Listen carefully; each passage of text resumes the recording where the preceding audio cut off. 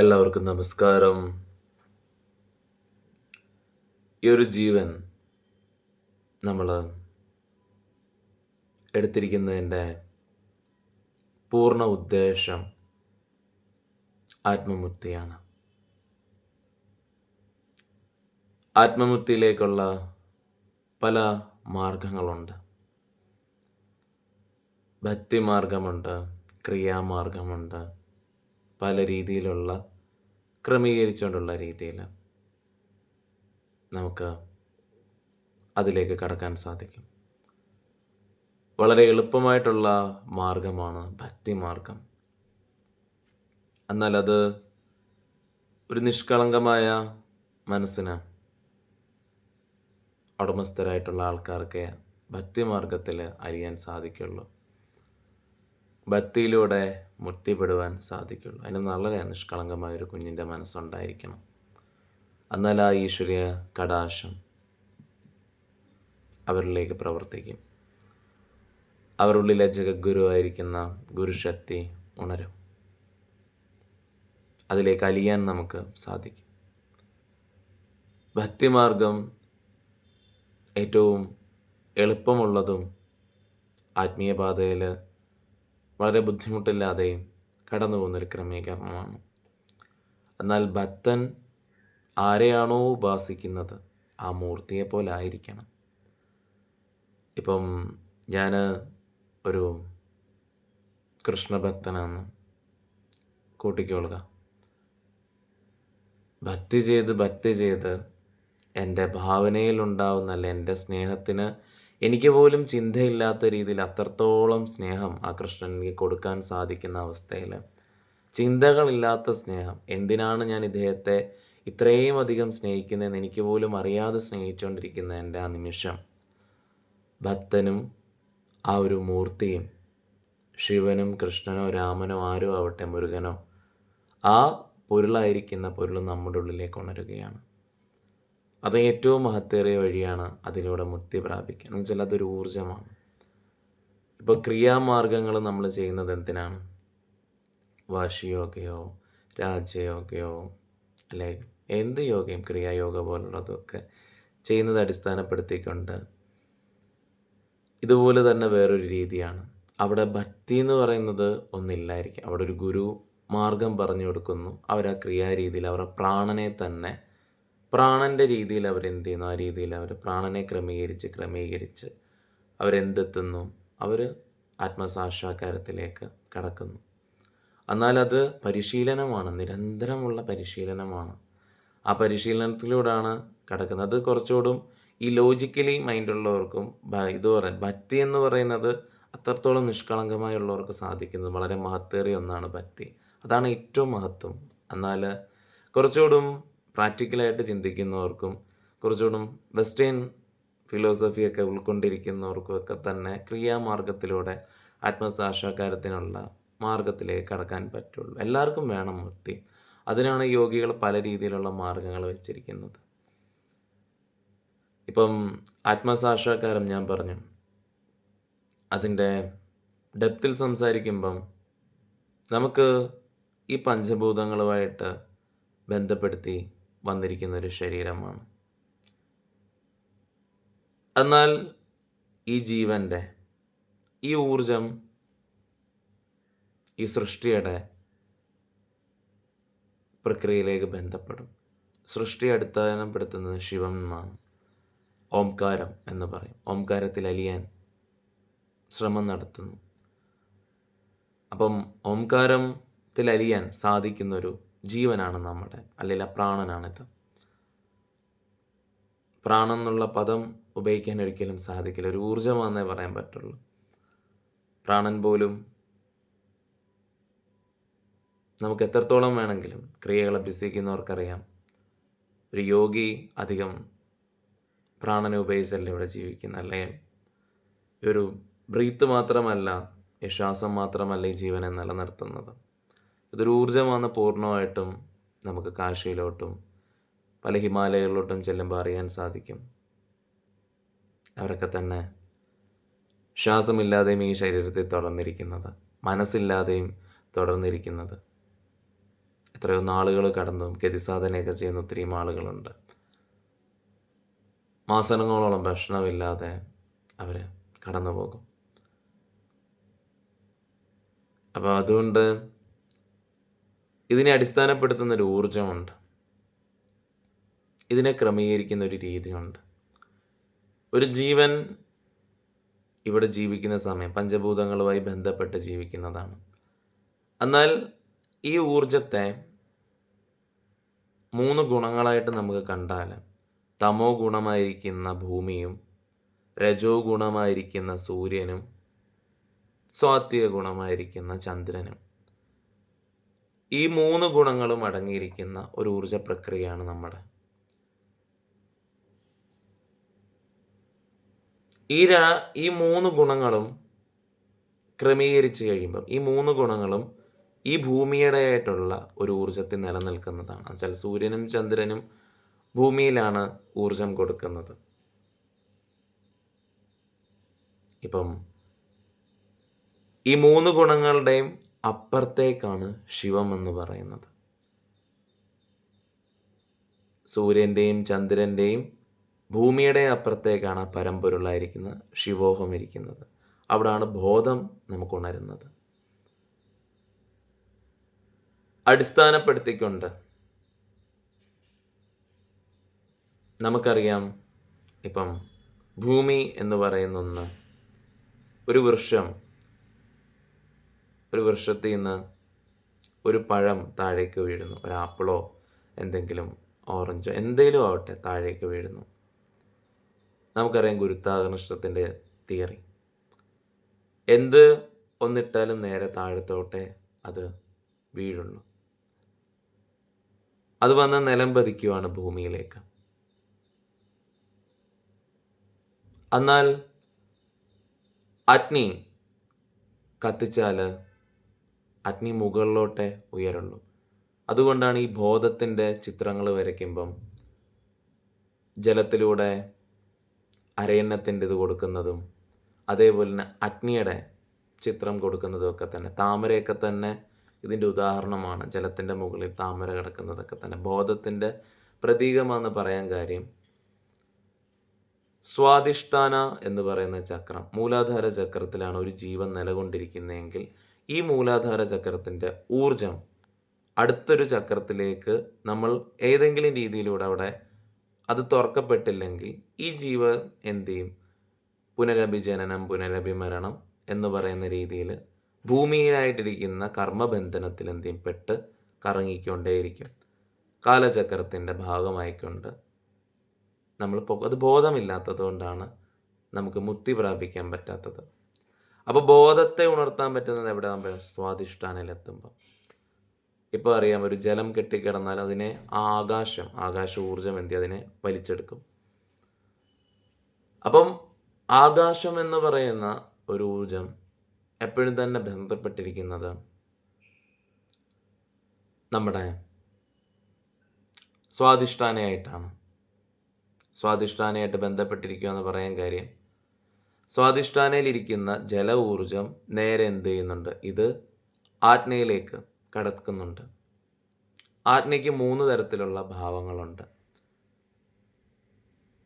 എന്നാൽ ബിന്ദുചക്ര എന്ന് പറയുന്നൊരു ചക്രം അത് ആകാശ ഊർജമായിട്ടാണ് ബന്ധപ്പെട്ടിരിക്കുന്നത്. ഈ സ്വാധിഷ്ഠാനയുടെ ഊർജം ബോധത്തിനെ ഉണർത്തുന്നൊരു പ്രക്രിയയാണ്. അതുകൊണ്ടാണ് ബ്രഹ്മചാര്യം പോലുള്ള കാര്യങ്ങളൊക്കെ പാലിക്കാൻ പറയുന്നത്. വെച്ചാൽ ഒരു രീതിയിലല്ലേ വേറെ ക്രമീകരണത്തിലൂടെ ഈ ഊർജം നട്ടലിലൂടെ പൊങ്ങുന്ന സമയത്താണ് തലയുടെ പിൻഭാഗത്തായിട്ട് അവിടെയായിട്ടാണ് ബിന്ദുചക്രം നിലകൊണ്ടിരിക്കുന്നത്. പണ്ട് ശിവൻ ഋഷിമാരോട് പറഞ്ഞതുപോലെയുള്ള അണ്ഡവും പിണ്ഡവും ഒന്നായിരിക്കുന്നു, ഈ പ്രപഞ്ചം ഒരു കടുകുമണി പോലെ തന്നെ നിൻ്റെ തലച്ചോറിലിട്ടിട്ടുണ്ടെന്നുള്ളത്, നിനക്ക് തന്നെ ഈ ബോധത്തെ അറിയാൻ സാധിക്കും എന്നുള്ളത്. അതുകൊണ്ട് നീ യോഗ ചെയ്യാൻ പറഞ്ഞു കൊടുത്തു ഋഷിമാരോട്. അതേപോലെ തന്നെ ഈ ബോധം നമ്മുടെ ഇവിടെ ഉണ്ട്. അതിനെ ഉണർത്തിയെടുക്കുന്ന ഒരു ക്രമീകരണമാണ് സ്വാധിഷ്ഠാന ചക്രം. സ്വാധിഷ്ഠാനയിലൂടെ ഇതെന്ത് ചെയ്യും? ഇതിനെ ക്രമീകരിച്ച് നമുക്ക് നമ്മുടെ 6ാം ചക്രത്തിലേക്ക് കൊണ്ടുവരാൻ സാധിക്കും. അത് കൊണ്ടുവന്നു കഴിഞ്ഞാൽ ഓട്ടോമാറ്റിക്കലി തന്നെ 108 ചക്രങ്ങളും സജീവമായാൽ 7-ാം ചക്രം തുറക്കപ്പെടുകയാണ്. കുറച്ച് നാൾ പൂർണ്ണമായിട്ടും ഒരു ഊർജത്തിൽ തന്നെ നിലകൊണ്ടിരിക്കാൻ പറ്റുന്ന സ്റ്റേറ്റിൽ ശ്രദ്ധ കൊടുക്കുമ്പോൾ 7-ാം ചക്രം തന്നെ തുറക്കപ്പെടുന്ന ഒരു ക്രമീകരണം വരുവാണ്. അതൊരു പരിശീലന രീതിയാണ്.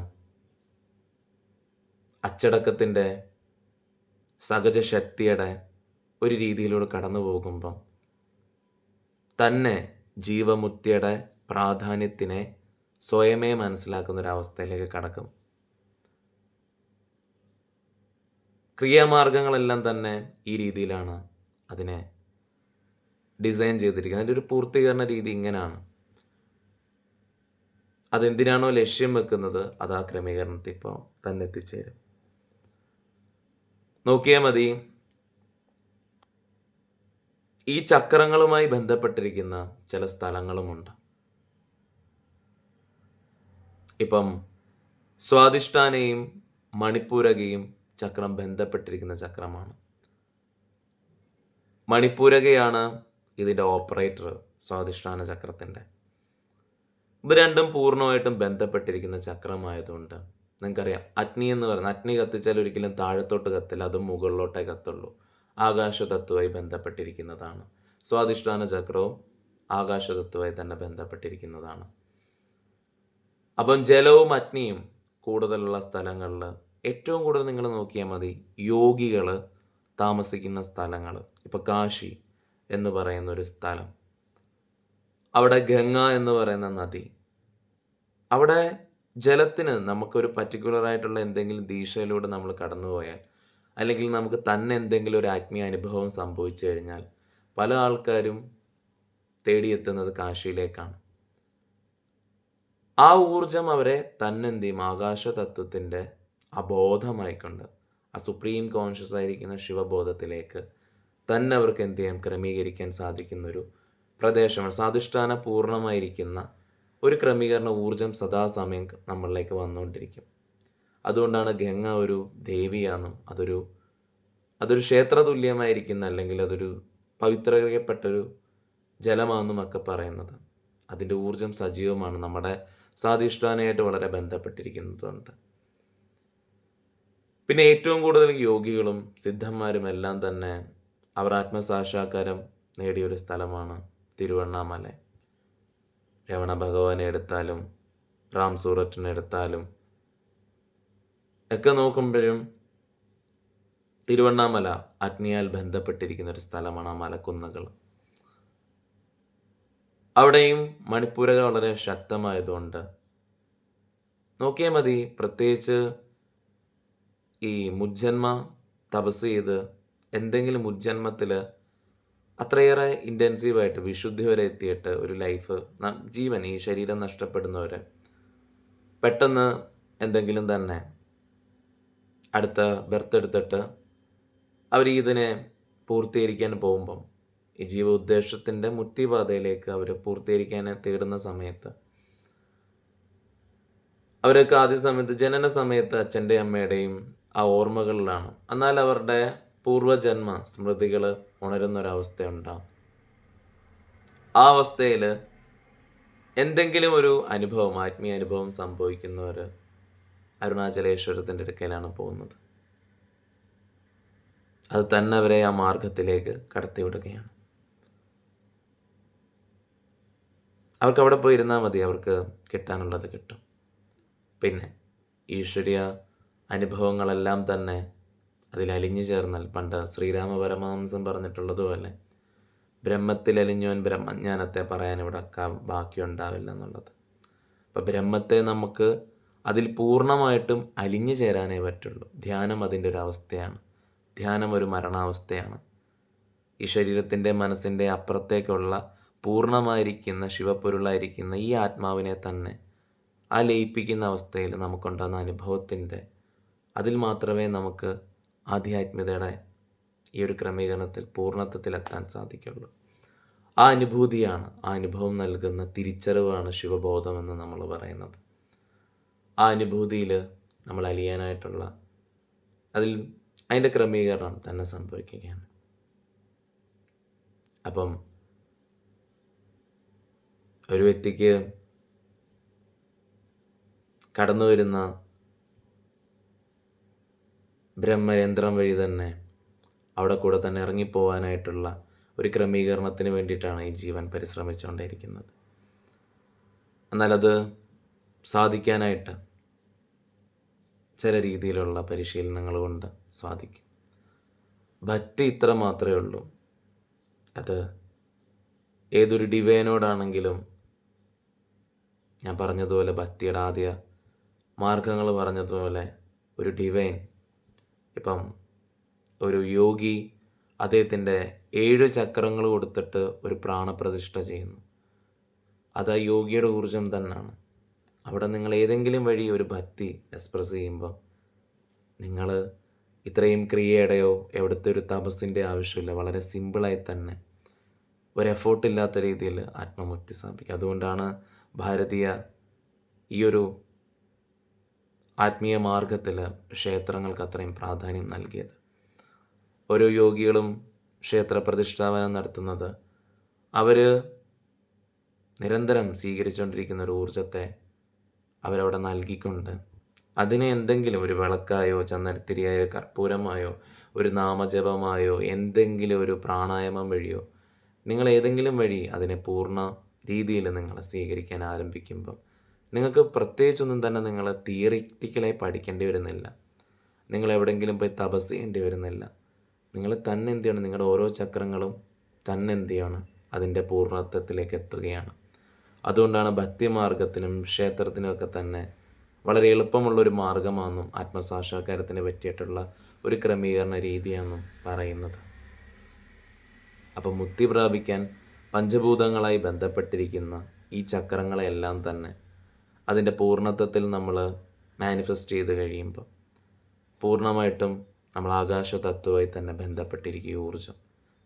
അത് ബോധവുമായിട്ട് സദാസമയം അലിഞ്ഞു ചേരാനായിട്ടുള്ള ആ ഒരു പ്രജ്ഞ എന്ന് പറയുന്ന അവസ്ഥയിലേക്ക് എത്തിച്ചേരും. ആ പ്രജ്ഞ എന്ന് പറയുന്ന അവസ്ഥയിൽ ഉറയ്ക്കുകയാണ്. സദാസമയം ഞാൻ ശരീരമല്ലെന്നും മനസ്സല്ലെന്നും ഞാൻ ശുദ്ധമായിരിക്കുന്ന ശിവബോധമാണെന്നുള്ള ബോധാവസ്ഥയിൽ നിങ്ങളിരിക്കണം. ബോധാവസ്ഥയിലാണ്.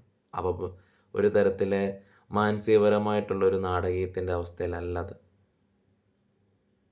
കുരങ്ങനെ കാണരുതെന്ന് പറയുന്ന, ഇപ്പം ഒരു ഉദാഹരണം പറയുമ്പം കുരങ്ങനെ കാണാൻ പാടില്ല എന്ന് പറയുമ്പം കുരങ്ങനെ കാണിച്ചു തരുന്നൊരു മനസ്സിനാണ് ഈ മനുഷ്യ മനസ്സ് ഓടിക്കൊണ്ടിരിക്കുന്നത്. കുരങ്ങനെ ചിന്തിക്കരുതെന്ന് പറയുമ്പോൾ ഉടൻ തന്നെ കുരങ്ങൻ മനസ്സിലേക്ക് വരും. എന്നാൽ നിങ്ങൾ കുരങ്ങനെ കാണാൻ പറഞ്ഞാലും നിങ്ങൾ ചിന്തിക്കും എപ്പോൾ കുരങ്ങനെ കാണണമെന്നുള്ള രീതിയിൽ നിങ്ങളുടെ മനസ്സ് തന്നെ ആത്മാവുമായിട്ട് ചേരുന്ന ഒരവസ്ഥയുണ്ട്, ആത്മബോധത്തിൻ്റെ അവസ്ഥ. അവിടെയാണ് നിങ്ങൾ നിയന്ത്രണമൊത്ത ഒരു ശരീരത്തിനും മനസ്സിനും ഉടമയായി തീരുന്നത്. ആ മനസ്സിനാണ് പൂർണ്ണത്വത്തിൻ്റെ അലിവിലേക്ക് ഇതിൻ്റെ ആനന്ദത്തിനെയും തിരിച്ചറിവിൻ്റെയും ക്രമീകരണത്തിനെ റിയലൈസേഷൻ ചെയ്ത് നമ്മളിവിടെ ലീവ് ചെയ്യുന്നത്.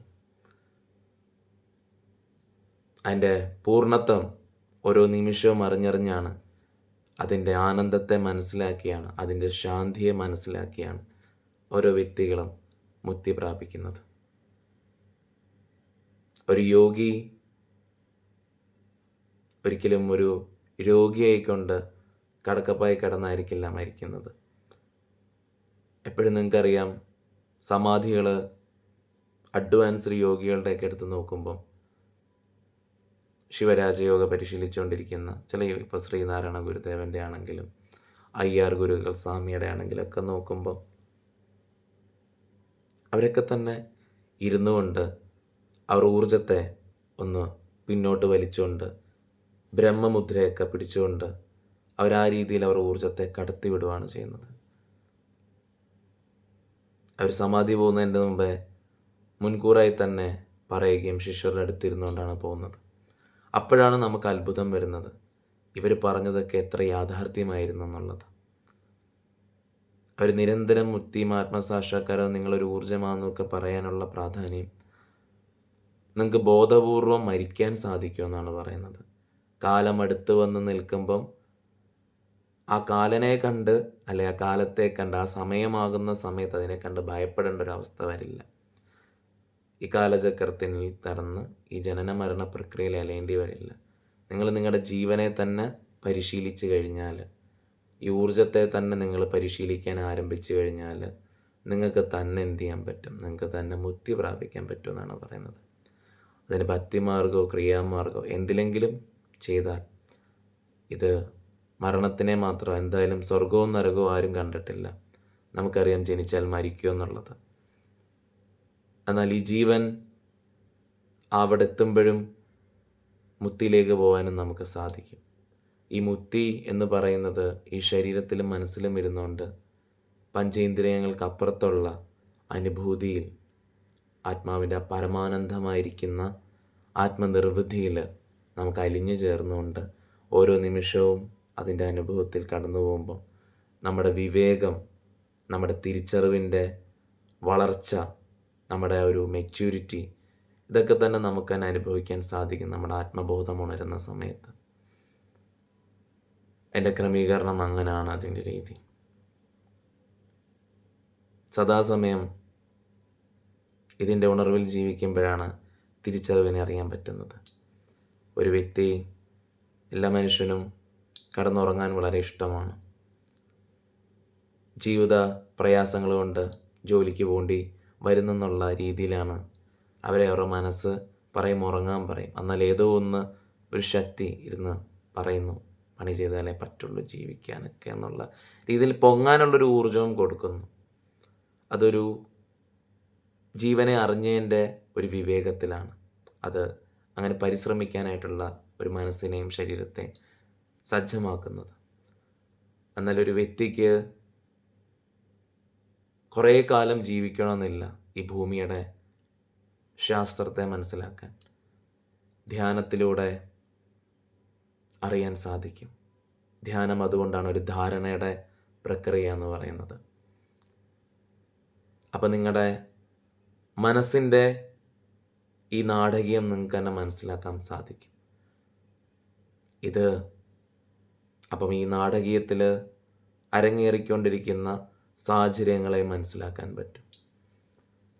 ആത്മാവിൻ്റെ ഉദ്ദേശം സമാധിയാന്നുള്ള ആ പ്രക്രിയയെ ബോധം മനസ്സിലാക്കും. അതുകൊണ്ടാണ് തിരിച്ചറിവാണ് ആത്മീയ യാത്ര എന്ന് പറയുന്നത്, സെൽഫ് റിയലൈസേഷൻ.